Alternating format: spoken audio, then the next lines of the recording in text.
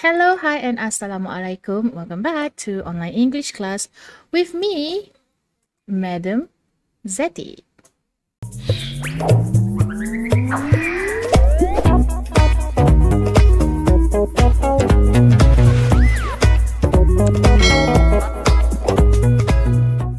Alright, so if you have watched the previous video, which I will put the link on the screen dan juga di dalam ruangan deskripsi di bawah, I gave a little teaser on what the next video will be.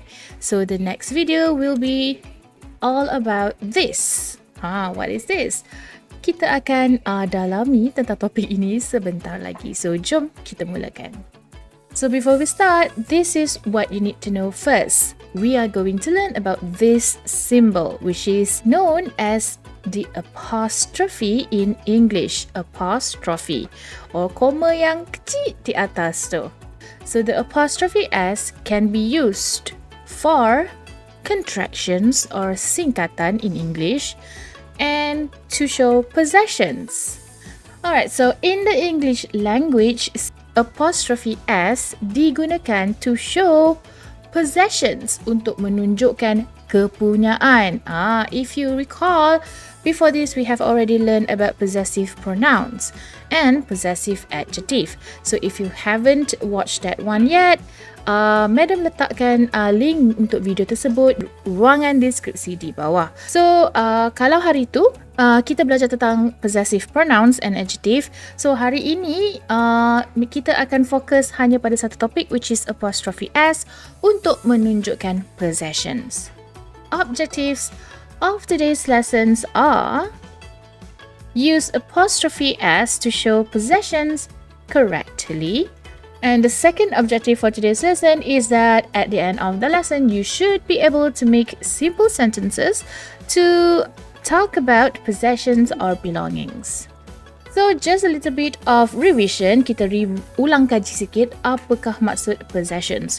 So it is basically to show ownership or belongings.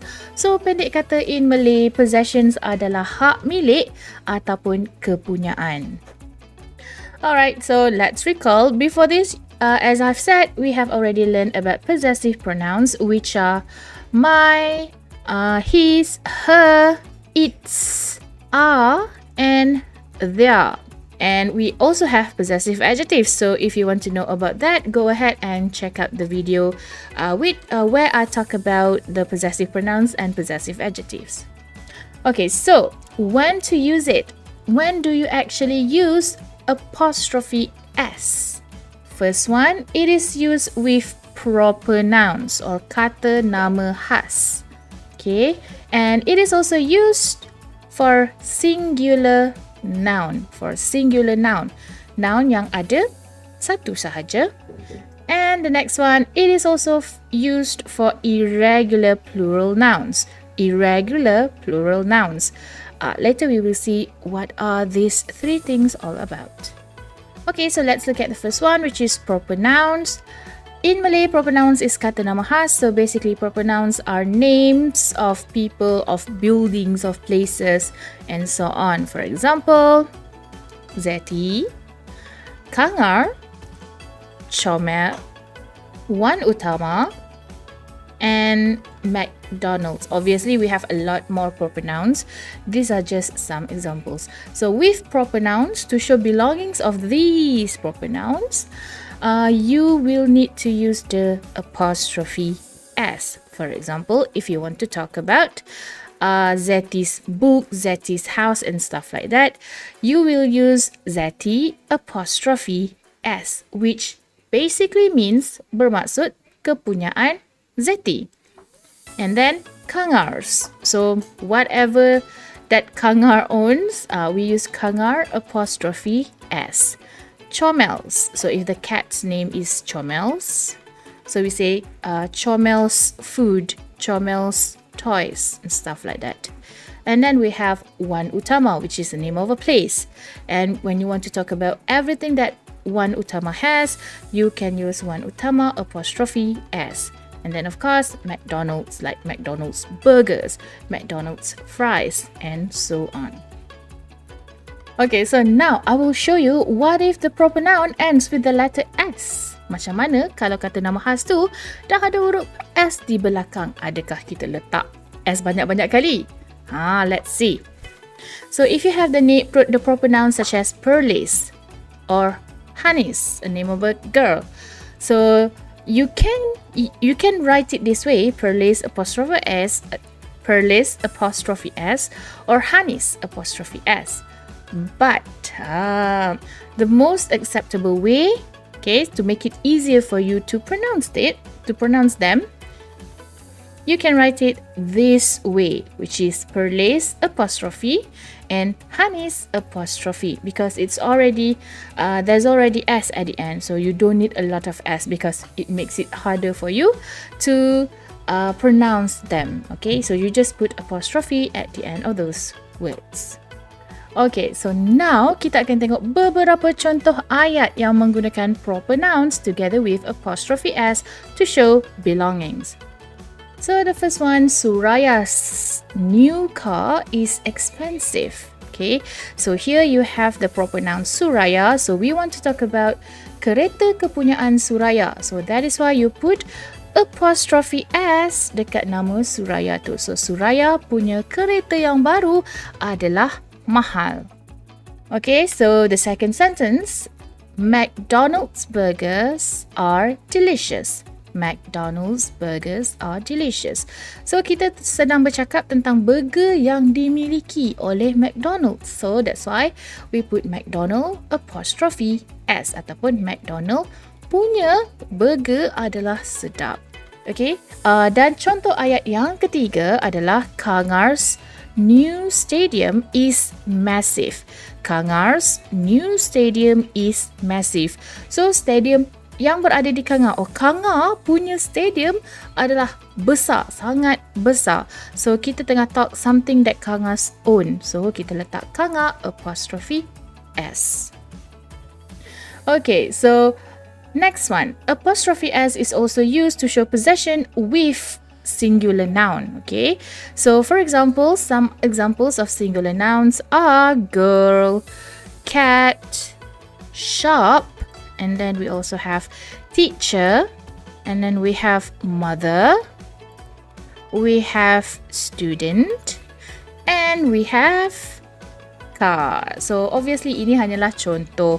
Ada banyak lagi singular nouns in the English language. Okay, so for singular nouns, when you want to talk about kepunyaan singular noun, kita letak apostrophe S after the word. Okay, so for example, we will have girls, okay, and then cats, and then shops, cars, mothers, students, and teachers. Okay, so now kita akan tengok beberapa contoh ayat yang menggunakan singular noun dan apostrophe S. So the first one, the girl's aunt is beautiful. The girl's aunt is beautiful. So budak perempuan tu punya makcik adalah cantik. So kita nak cerita tentang makcik budak perempuan ni, bukan makcik orang lain. Okay, so that's why kita letak the girl apostrophe S. Okay, the next example is the dog's tail is short. The dog's tail is short. So kita tengah bercakap tentang ekor kepunyaan anjing tersebut. So kita gunakan the dog apostrophe S. And the last example, the school's canteen is clean. The school's canteen is clean. So we are talking about canteen kepunyaan sekolah itu. Okay, so that's why the school apostrophe S, sekolah itu punya canteen adalah bersih. Now, something that is a little bit tricky but not that tricky. What about plural nouns? Ada perbezaan sedikit di sini. So for regular plural nouns, di mana nouns yang banyak yang kita hanya tambah S di belakang, Okay, kita hanya letakkan simbol apostrophe sahaja. Tak ada S selepas simbol apostrophe because obviously there's already S at the end of the word, so we don't need another S, okay? Never mind, we will see some examples. Okay, so plural nouns such as pupils, girls, dogs, classes, boys. So these are plural nouns, regular plural nouns where you add S, ES or IES at the end. Okay, of course, ada banyak lagi and Madam hanya letak beberapa contoh sahaja di sini. Okay, so for these kinds of nouns, when you want to talk about belongings or ownership of those nouns, kita hanya tambah apostrophe. Seperti yang Madam dah bagi tahu tadi, kita hanya letakkan simbol apostrophe. So it will become like this. Pupils, apostrophe, girls, apostrophe, dogs, apostrophe, boys, apostrophe, and the last one, classes, apostrophe. Okay, so now kita akan tengok beberapa contoh ayat yang menggunakan plural nouns and apostrophe. So the first one, the boy's father is an engineer. So budak-budak lelaki itu punya ayah adalah seorang jurutera. So the boys apostrophe. Example number 2, the car's doors have been painted. And contoh yang ketiga di sebelah ini, the pupils' homework are on my table. The pupils, ramai, kepunyaan mereka. So the pupils apostrophe, homework are on my table. Okay, so now kita akan tengok macam mana nak talk about possessions untuk irregular plural nouns. So, irregular plural nouns adalah nouns yang bila banyak, dia special sikit. Kita tak letak S tapi kita tukar ejaan ataupun dia tak berubah langsung. We will see some examples, okay?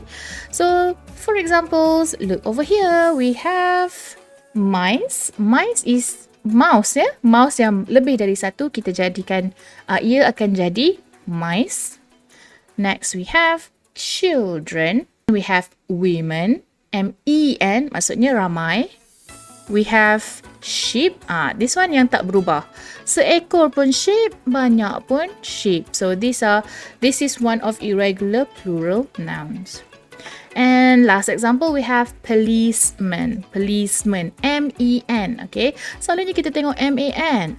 But M-A-N is seorang. Now, M-E-N is ramai or more than one. Okay, so for those irregular pronouns yang kita belajar tadi, bila kita nak talk pasal hak milik mereka ataupun belongings or ownership, ianya akan jadi begini. Mice's, children's, women's, sheep's, and policeman's. Apostrophe S. So contoh ayat yang pertama, the children's toys are everywhere. So siapa punya permainan? Kanak-kanak itu punya permainan. So the children apostrophe S. Contoh yang kedua, the sheep's legs are short. Kaki siapa? Kaki kambing biri-biri itu. So the sheep's legs are short. Dan contoh yang ketiga, the women's bags are from the same boutique. The women's bags are from the same boutique. So bag siapa?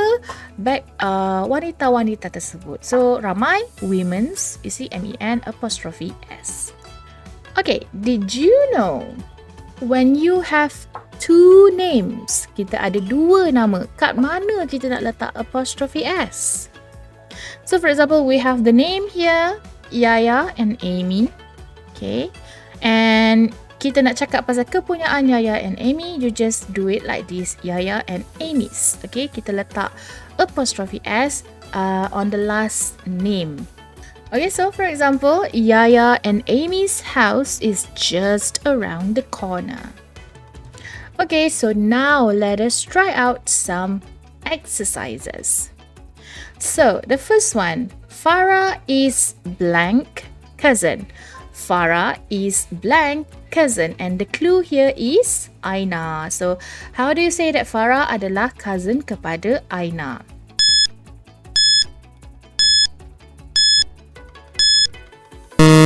Yes, the answer is Ainas. Aina apostrophe S. Let's look at the second question. Let's meet at blank for lunch. Let's meet at blank for lunch. So the restaurant over here adalah kepunyaan John. So how do you say kepunyaan John?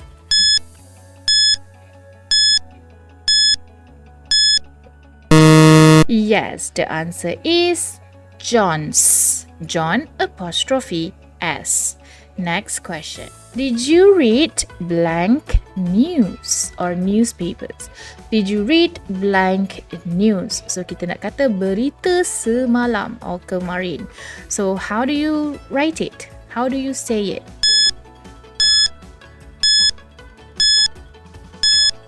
Yes, the answer is yesterday's news. Number 4. The sandwich might not be too blank taste. So the clue is everyone.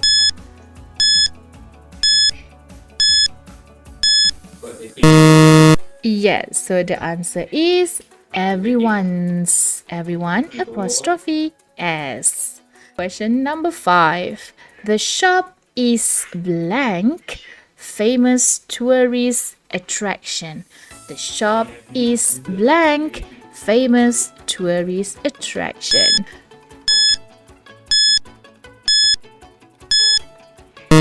Yep, the answer is London's. London apostrophe S. Alright everybody, so that is all the lesson for today. And if you want more detailed lesson on apostrophe S, you can watch my live tuition right over here. I will put the link to the class up here as well as in the description box down below. So boleh belajar dengan lebih lanjut lagi and tengok contoh-contoh ayat pula dalam video tersebut. But for now, thanks for joining the class and watching the video up until the end. I guess I'll see you around in my next lesson video, dan kalau kamu belum lagi tekan butang subscribe di bawah, bolehlah berbuat demikian, and don't forget to also ring the bell supaya kamu dapat stay updated whenever Madam Zeti upload video yang baru di channel ini. And if this video helped you out in understanding apostrophe S untuk menunjukkan kepunyaan, then don't forget to give it a thumbs up as well as share it with all of your friends. So see you around next time. For now, goodbye and Assalamualaikum.